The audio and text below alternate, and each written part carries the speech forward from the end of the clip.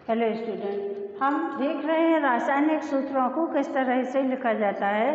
तो इससे पहले बच्चों हमने देखा था कि HCl को कैसे लिखा जाता है। HCl यानी हाइड्रोजन क्लोराइड को कैसे लिखा जाता है या और हाइड्रोजन सल्फाइड H2S को कैसे लिखा जाता है।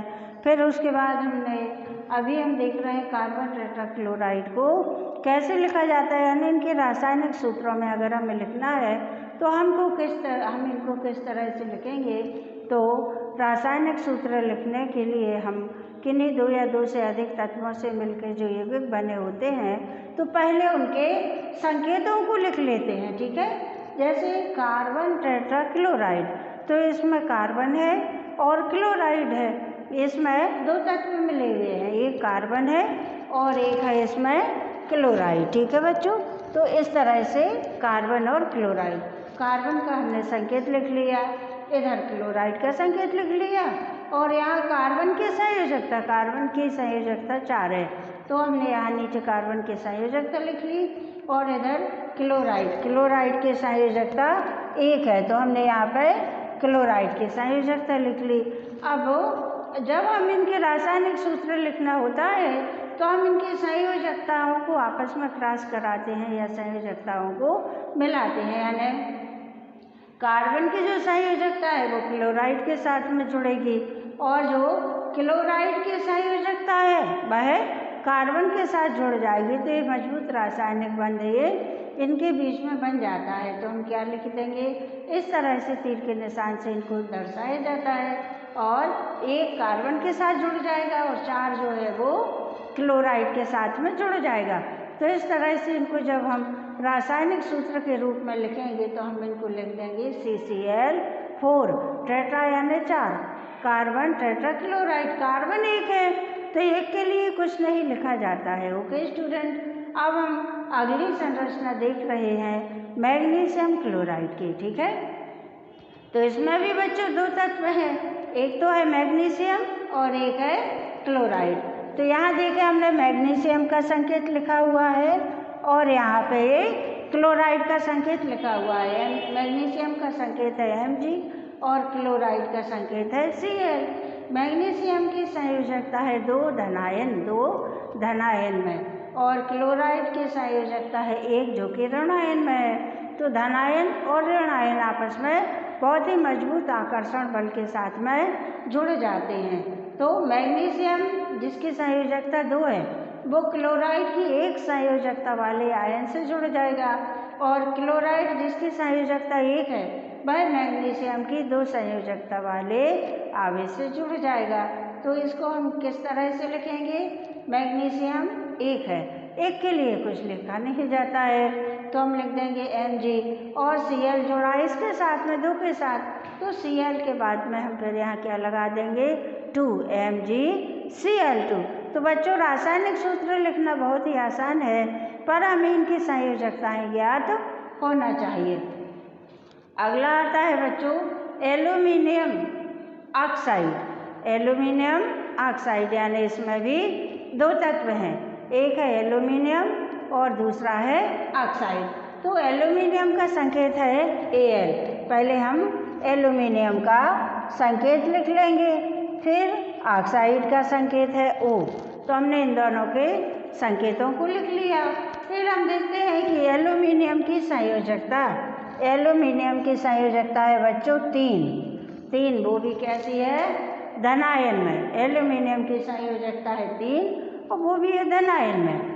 और इधर ऑक्साइड की संयोजकता है, ये देखो नीचे लिखी हुई है 2 है, ऑक्साइड की संयोजकता 2 है, वो भी ऋणायन में। तो धनायन और ऋणायन मजबूत आकर्षण बल के साथ में जुड़ जाते हैं। तो क्या हो जाएगा, Al ऑक्साइड की संयोजकता से जुड़ेगा और ऑक्साइड एल्यूमिनियम की संयोजकता से जुड़ेगा। तो कैसे लिख सकते हैं, कैसे लिखेंगे बच्चों, हम इसके लिए Al लिख के हम क्या लगा देंगे 2 लगा देंगे, Al2 लिख देंगे और फिर बाद में इसको लिखेंगे ऑक्साइड का O लिख के हमको क्या लगाना है 3 लगाना है। तो इस तरह से एल्यूमिनियम ऑक्साइड का रासायनिक सूत्र हम किस तरह से लिखेंगे, Al2 O3। तो ये संयोजकताएं होती हैं जिनका अगर जानकारी हो तो हम उनके रासायनिक सूत्रों को आसानी से लिख सकते हैं।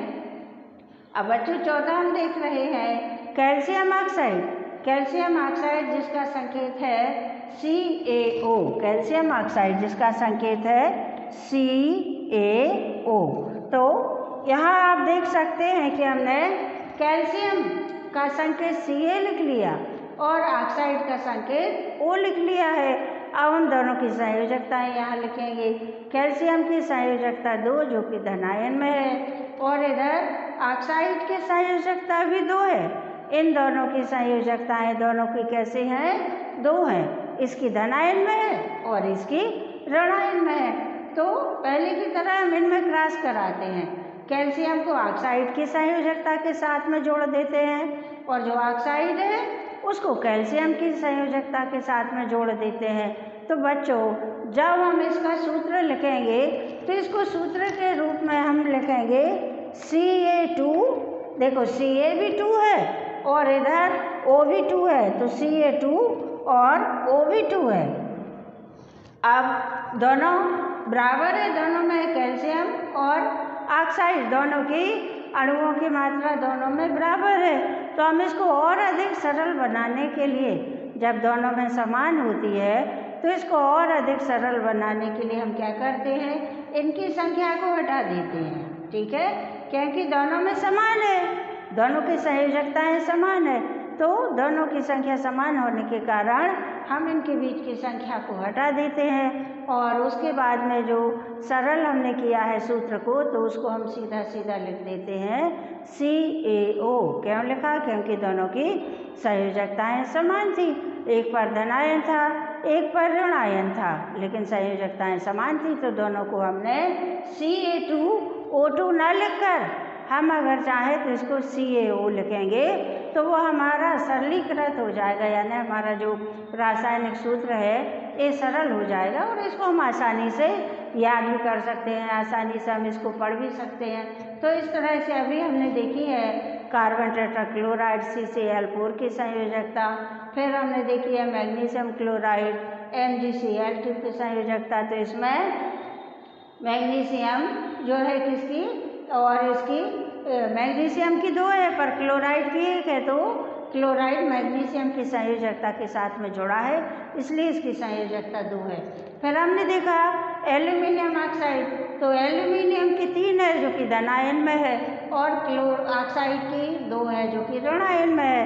दोनों की अलग अलग संयोजकताएं हैं, तो यहाँ हम लिख सकेंगे Al2 और O लिख के क्या लिख देंगे O3। तो इस तरह से संयोजकताओं को आपस में जोड़ा जाता है, दोनों की संयोजकताओं को एक दूसरे के साथ में जोड़कर लिखा जाता है। चौथी हमने देखी थी कैल्शियम ऑक्साइड की, तो कैल्शियम का संकेत है Ca और ऑक्साइड का है O। Ca की संयोजकता 2 धनायन है और ऑक्साइड की भी संयोजकता 2 ऋणायन है, तो दोनों की संयोजकताएं समान होने से हम Ca2O2 ना लिखकर इसको सरल बनाने के लिए इसको हम लिख सकते हैं Ca। अब हम अगला देख रहे हैं कैल्शियम हाइड्रोक्साइड। तो कैल्शियम हाइड्रोक्साइड में कैल्शियम का संकेत Ca है और हाइड्रोक्साइड में हाइड्रोक्साइड का संकेत OH है। तो कैल्शियम की संयोजकता 2 है जो कि धनायन में है और इधर हाइड्रोक्साइड की संयोजकता 1 है जो कि ऋणायन में है। तो हम कैल्शियम को इसकी संयोजकता के साथ जोड़ना है तो इसको हम लिख देंगे Ca और OH देखो OH की संयोजकता कितनी आ रही है, OH की संयोजकता आ रही है बच्चों 2। तो इसके लिए हम OH को कोष्टक में लिख देंगे। कोष्टक में लिखने से क्या होगा कि OH के परमाणुओं की संख्या 2 यहाँ पर स्पष्ट हो रही है, तो इसको हम किस तरह से लिख सकते हैं CaOH2। तो ये कैल्शियम हाइड्रोक्साइड का रासायनिक सूत्र हो गया। अगला बच्चों हम देख रहे हैं सोडियम कार्बोनेट। सोडियम कार्बोनेट का संकेत है Na2CO3। सोडियम का संकेत है Na और कार्बोनेट का संकेत है CO3। तो पहले हमने संकेतों में लिख लिया, फिर सोडियम की संयोजकता जैसे कि आपको स्पष्ट दिख रही है 1 है जो कि धनायन में है और कार्बोनेट की संयोजकता कितनी है 2 है जो कि ऋणायन में है। तो सोडियम इससे जुड़ेगा और कार्बोनेट इससे जुड़ेगा। तो यहाँ आप देख सकते हो नीचे हमने लिखा हुआ है Na के आगे 2 लगा हुआ है, यानी Na की परमाणुओं की संख्या कितनी हो गई? 2 हो गई। और CO3 ये पूरा कार्बोनेट है, कार्बोनेट के आगे 1 संयोजकता है, तो 1 के लिए कुछ लिखा नहीं जाता है, तो इसका संकेत हम कैसे लिख देंगे? Na2CO3, क्योंकि ये 1 है तो 1 के लिए तो कुछ आएगा नहीं। अब अगला हम देख रहे हैं बच्चों सोडियम नाइट्रेट, जिसका संकेत है NaNO3, सोडियम नाइट्रेट। तो यहाँ आप देख सकते हो सोडियम का संकेत हमने लिखा हुआ है Na और नाइट्रेट का संकेत हमने लिखा हुआ है NO3, इसको कहते हैं सोडियम नाइट्रेट।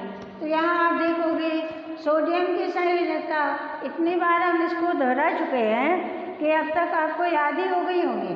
तो सोडियम की संयोजकता 1 है जो कि धन आयन में है, और नाइट्रेट की संयोजकता भी 1 ही है, लेकिन कैसी है? ये ऋण आयन में है। तो यहाँ जब हम क्रॉस कराएंगे दोनों की संयोजकता को, जब हम क्रॉस कराएंगे तो हम देखते हैं कि सोडियम 1 है, तो सोडियम के आगे 1 को कुछ लिखना नहीं है, और इधर NO3 भी कितना है? NO3 भी 1 ही है। तो हम किस तरह से लिख देंगे? सोडियम नाइट्रेट का संकेत लिखने के लिए हम लिख देंगे NaNO3, क्योंकि 1 के लिए कुछ लिखा नहीं जाता है। तो बच्चों आपने देखा कि अगर हमें किसी तत्व के रासायनिक सूत्र लिखना है, किसी तत्व के लिए उनके सूत्र निकालना है, तो उनको पहले हम संकेत के रूप में लिख देंगे, फिर उन्हीं संकेतों के नीचे हम उस तत्व की संयोजकता लिख देंगे और दोनों की संयोजकताओं को आपस में क्रॉस करा देंगे। क्रॉस कराना यानी इसको इससे, इसको इससे, इसको इससे, इसको इससे, तो इसको क्रॉस कराना बोलते हैं। तो इस तरह से क्रॉस कराने से हमको दोनों की एक दूसरे की संयोजकता को मिला के हम नीचे उसमें लिख देते हैं। इसी तरह से अभी हमने कैल्शियम हाइड्रोक्साइड का देखा, कल हमने देखा था कैल्शियम ऑक्साइड का। तो कैल्शियम ऑक्साइड के लिए हमने कैसे लिखा था?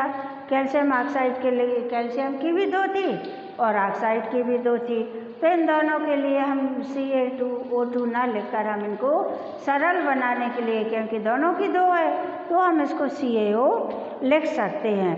और तो इस तरह से हम जो हमारे रासायनिक सूत्र हैं इनको हम आसानी से लिख सकते हैं, कि हमें उनके अगर संकेत मालूम होते हैं तो हम इन रासायनिक सूत्रों को आसानी से लिख सकते हैं। अब एक और अपना रहा जो उसके लिए हम देख रहे हैं कि आणविक द्रव्यमान कैसे ज्ञात किए जाते हैं।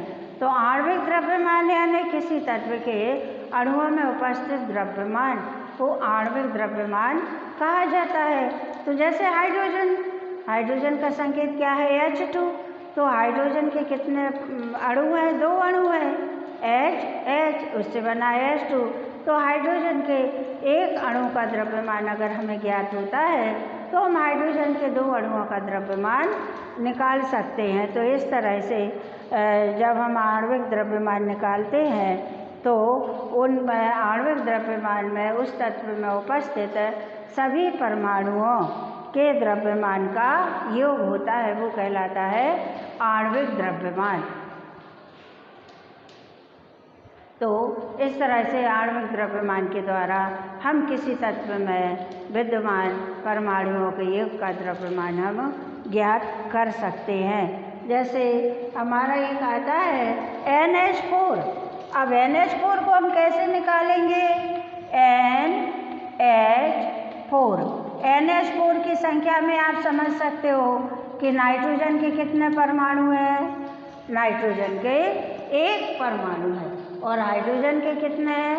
हाइड्रोजन के 4 परमाणु हैं। तो पहले हम नाइट्रोजन के 1 परमाणु का द्रव्यमान लिख देंगे, फिर हाइड्रोजन के 4 परमाणु का, या 1 का हमें ज्ञात है तो 1 में 4 का हम गुणा कर देंगे। तो इस तरह से हमारे हाइड्रोजन के 4 परमाणुओं का द्रव्यमान निकल आएगा। फिर दोनों के द्रव्यमानों को हम जोड़ देते हैं, क्योंकि एक ही तत्व है। तो पहले इसका हमने द्रव्यमान निकाला, फिर हमने इसका द्रव्यमान निकाला और इस बाद में जाके इन दोनों को हमने जोड़ दिया तो हमारा जो अमोनिया है NH4 है उसका आणविक द्रव्यमान हमको ज्ञात हो जाता है। तो इस तरह से आणविक द्रव्यमान द्वारा हमें किसी तत्व में उपस्थित परमाणुओं के कुल द्रव्यमान का आकलन ज्ञात हो जाता है या उसमें उपस्थित कुल परमाणुओं की संख्या और उनका द्रव्यमान को हम ज्ञात कर सकते हैं।